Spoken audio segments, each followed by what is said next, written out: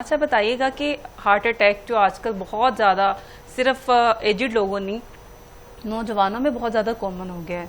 Even लोग fit भी हैं, खुद को मेंटेन भी रखते हैं, लेकिन इस तरफ जा रहे हैं कि अगर सडन डेथ है और पता चलता है कि हार्ट अटैक हुआ है, तो किस तरह की आदत को अपना लेना चाहिए ज़िंदगी में, एक्सरसाइजेज है, डाइट क्या होनी चाहिए कि हम किसी बड़े ट्रीटमेंट से बच जाएं। देखिए, आपने टॉपिक बहुत अच्छा चूज किया है रूथ। बेसिकली हार्ट अटैक आने में एक बहुत बड़ा जो कंट्रीब्यूटिंग फैक्टर है ना, वो हमारा सेडेंट्री लाइफस्टाइल है। हम जो भी कर लें, हमें 9 to 5 जॉब में 5 से 6 घंटे बैठना ही पड़ता है। अगर आप एक एंटरप्रेन्योर हैं तो फिर आपके सिटिंग आवर्स तो और बढ़ जाते हैं, इसमें स्ट्रेस आ जाता है। स्ट्रेस मैनेजमेंट के ऊपर हम बात ही नहीं करते। एज अ फिजियोथेरेपिस्ट हम लोग लेते हैं फिजिकल हेल्थ को, मसल स्ट्रेंथ को और एक होलिस्टिक अप्रोच को।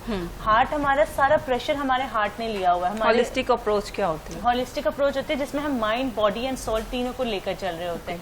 अब बॉडी के लिए हमने जिस तरह अभी इन्होंने बताया, डॉक्टर साहब ने सारी हमने मेडिसिन ले ली हैं, ईसीजी करवा लिया, इको करवा लिया है, हम आगे ट्रीटमेंट की तरफ जा रहे हैं। उसके बाद आ जाता है माइंड आ गया। माइंड में लेकिन हमने हार्ट अटैक को, उस खौफ को इतना ज्यादा हावी कर लिया है कि हमें लगता है कि अब हम या तो दोबारा हो जाएगा या फिर ये कि मुझे बैठे बैठे कुछ हो जाएगा, या डेली रूटीन के स्ट्रेसेस को हमने मैनेज ही नहीं किया, इस बारे में अवेयरनेस ही नहीं दी है। दूसरा आ जाता है सोल, आ जाता है सोल में आ जाता है स्पिरिचुअलिटी, आ जाता है कनेक्शन, आ जाता है मेडिटेशन, योगा आ जाता है, माइंडफुलनेस आ जाता है। तो ये हमारी चीजें हमें बहुत अफेक्ट कर रही होती है। एज अ फिजियोथेरेपिस्ट हम इसमें क्या रोल अदा कर सकते हैं हार्ट अटैक की मैनेजमेंट में? हम पेशेंट को कहते हैं कि आपने अपने हार्ट के अंदर, आपको भी पता है हार्ट अटैक आने की एक बहुत वजह क्या होती है, आर्थरीरियोस्क्लेरोसिस हो जाता है।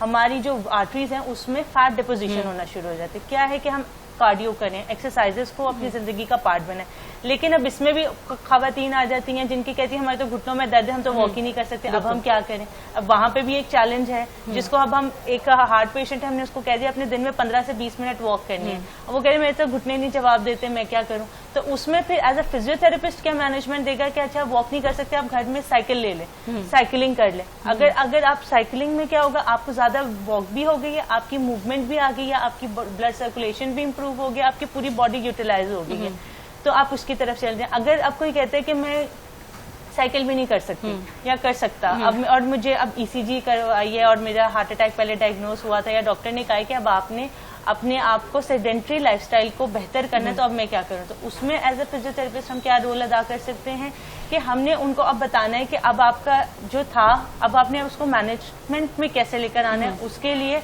हम उनको वॉक की तरफ लेकर आएंगे। लेकिन अगर वो साइकिलिंग वाली स्टेज में नहीं है, वो वॉक कर सकते हैं। अब देखिए मौसम ऐसा है कि अब वो कहते हैं कि बाहर तो हब से बहुत है, और आपको पता है जब आपके दिल पे प्रेशर पड़ता है एकदम से दिल बंद होना शुरू हो जाता है, सांस नहीं आ रहा होता, घुटन स्टार्ट हो जाती है।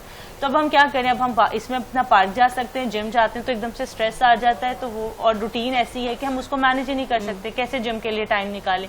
तो क्या है, आप घर के अंदर वॉक कर लें, सिर्फ आपका कमरा में आप 40 कदम तो ले सकते हैं ना, आप सिर्फ कमरे के अंदर ही, मैं कहती हूँ आप 18 की स्पीड पे नहीं 28 की स्पीड पे एसी चलाएं कि वो थोड़ा सा नॉर्मल टेम्परेचर हो जाए, बहुत ज्यादा ठंडा भी नहीं है कि आप एकदम से हमारी बॉडी जो है वो स्टिफनेस की तरफ जाए, मॉडरेट टेम्परेचर हो, और कमरे के अंदर ही अपना वॉशरूम से लेकर दीवार तक ब्रिस्क वॉक कर लें, और इनहेल और एक्सेल के साथ। जब आप अपने कमरे के अंदर ही 40 कदम पूरे कर सकते हैं, आप उसको आपकी मैनेजमेंट ये हो गई। अगर आपका फिर मौसम बेहतर हो जाता है, आगे सर्दियां आती हैं, आप अपने लॉन में कर लें, इवन तक बेडरूम नहीं मिलता ड्राइंग रूम में कर लें। तो आपने साइकिलिंग की बात की, तो अब आके थोड़ा सा कॉन्सेप्ट लोगों का क्लियर होना शुरू हुआ है कि जो ट्रेडमिल है वो कार्डियो मसल्स को स्ट्रॉन्ग करती है, ना कि आपका वेट कम करती है। जी, तो ट्रेडमिल भी इसमें रोल एक प्ले कर सकती है। जी, ट्रेडमिल बहुत कार्डियो पेशेंट्स के लिए बहुत अहम रोल अदा करती है, लेकिन जहाँ पे अगर इसमें आ जाते हैं आपकी पूरी बॉडी आती है, जिनको की होती है नी पेन निकल आती है, वो कहते हैं हमने कार्डियो की थी, हमने ट्रेडमिल 40 मिनट ट्रेडमिल की है, हमारी 100 कैलोरीज बर्न हुई है,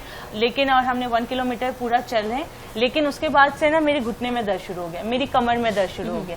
लेकिन ओवरऑल आपकी हार्ट के इफेक्ट के लिए मर्द हजरात के लिए बहुत अच्छी है कार्डियो, उनकी हार्ट की स्ट्रेंथनिंग है, पूरी ओवरऑल पूरी जो बॉडी में आपका स्वेट आ रहा है। कितने मिनट करने चाहिए? मैंने तो सुना कि 10 मिनट जो है वो करने चाहिए, minimum 30 minute at the speed of resistance आपने ज्यादा नहीं देनी। कुछ लोग क्या होता है कि जब ट्रेडमिल में भी ना जो मैनुअल भी होती है उसमें भी रेजिस्टेंस होती है और उसमें ग्रेडियंट्स होते हैं, मतलब वो इंक्लाइंड हो जाती है। वो कहते हैं बिल्कुल टेढ़ी करके 4 की रेजिस्टेंस देकर और फिर करते हैं, और उसमें क्या होता है दिल पे जोर पड़ता है।